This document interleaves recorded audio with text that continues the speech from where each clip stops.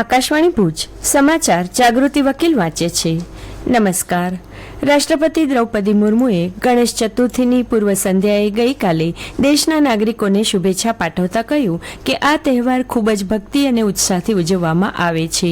ભગવાન ગણેશને શાણપણ અને સુખાકારીના સ્ત્રોત તરીકે પૂજવામાં આવે છે તે વાત પર ભાર મૂકતા સુશ્રી મુર્મુએ કહ્યું કે લોકો નવી શરૂઆત અને અવરોધો દૂર કરવા માટે તેમના આશીર્વાદ માગે છે. તેમણે લોકોને દેશના પર્યાવરણનું સંરક્ષણ કરતી વખતે આ તહેવાર ઉજવવા અને સ્વચ્છ, હરિયાળો અને વધુ સમૃદ્ધ દેશ બનાવવા માટે યોગદાન આપવા વિનંતી કરી હતી. ગુજરાતના હાંસલપુરથી સુઝુકીના પ્રથમ made in India battery electric વાહન ઈ વિટારાને લીલી ઝંડી આપ્યા બાદ ગઈકાલે શ્રી મોદીએ ભારત અને જાપાન વચ્ચે ગાઢ ભાગીદારી પર પ્રકાશ પાડી 2047 સુધીમાં આત્મનિર્ભરતા હાંસલ કરવાની ભારતની યાત્રામાં મુખ્ય વિકાસ ભાગીદાર તરીકે જાપાનની ભૂમિકાનો પુનરુચ્ચાર કર્યો. ગુજરાતની 2 દિવસીય મુલાકાતે આવેલા પ્રધાનમંત્રી મોદીએ ગઈકાલે ગુજરાત સ્થિત TDS lithium ion battery plant ખાતે હાઇબ્રિડ બેટરી ઇલેક્ટ્રોડના સ્થાનિક ઉત્પાદનનું ઉદ્ઘાટન પણ કર્યું.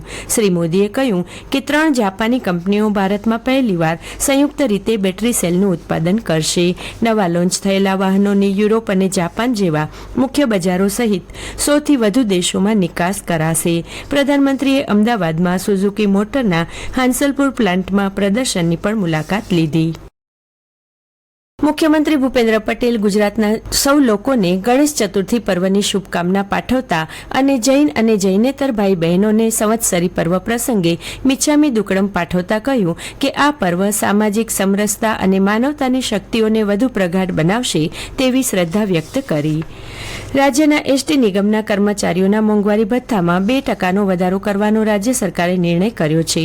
વાહન વ્યવહાર રાજ્યમંત્રી હર્ષ સંઘવીએ આ અંગેની જાહેરાત કરતા કહ્યું કે આ વધારા સાથે હવે એસટીના કર્મચારીઓને મોંઘવારી ભથ્થું 55% ચૂકવાશે. વિઘ્નહર્તા ભગવાન ગણેશના જન્મોત્સવ પર્વ ગણેશ ચતુર્થીની આજે ભક્તિભાવપૂર્વક ઉજવણી થઈ રહી છે. આજથી ગણેશોત્સવનો પ્રારંભ થાય છે. એક સમયે મહારાષ્ટ્રમાં થતી ગણેશોત્સવની ઉજવણી હવે કચ્છના છેવાડાના નગરો અને ગામોમાં થાય છે. નાના મોટા પંડાલમાં સવાર સાંજ આરતી સહિત ધાર્મિક અને સાંસ્કૃતિક કાર્યક્રમોથી વાતાવરણ ગુંજતું રહેશે. જિલ્લામાં 3 થી 5 દિવસ આ પર્વ ઉજવાય છે.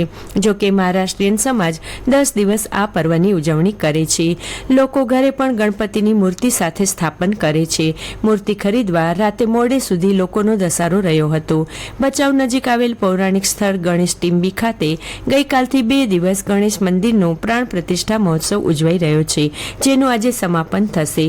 આ વર્ષે ગણેશ પંડાલમાં ઓપરેશન સિંદૂરની થીમ પર સજાવટ કરવામાં આવશે. જૈનોના પર્યુષણ પર્વની આજે ક્ષમાપનાના સંદેશ સાથે સમાપન થશે.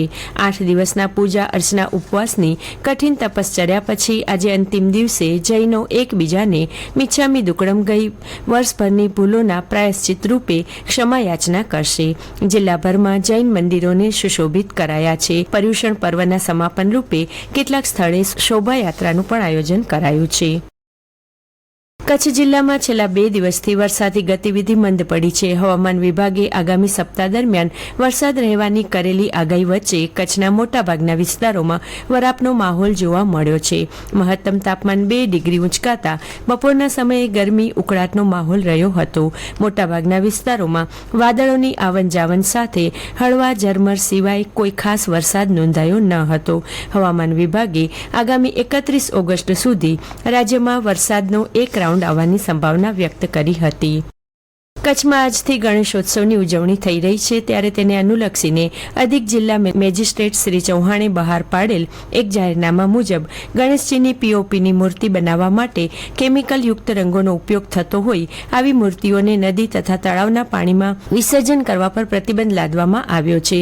જિલ્લામાં પરંપરાગત કુદરતી પ્રાકૃતિક માટી તેમજ બાયોડિગ્રેડેબલ, ઇકો ફ્રેન્ડલી અને ટોક્સિક ન હોય તેવા કાચા માલમાંથી મૂર્તિ બનાવવાની રહેશે તથા મૂર્તિ, પંડાલ કે શણગાર સિંગલ યુઝ પ્લાસ્ટિક અને થર્મોકોલ મટીરીયલનો ઉપયોગ સંપૂર્ણપણે પ્રતિબંધિત રહેશે.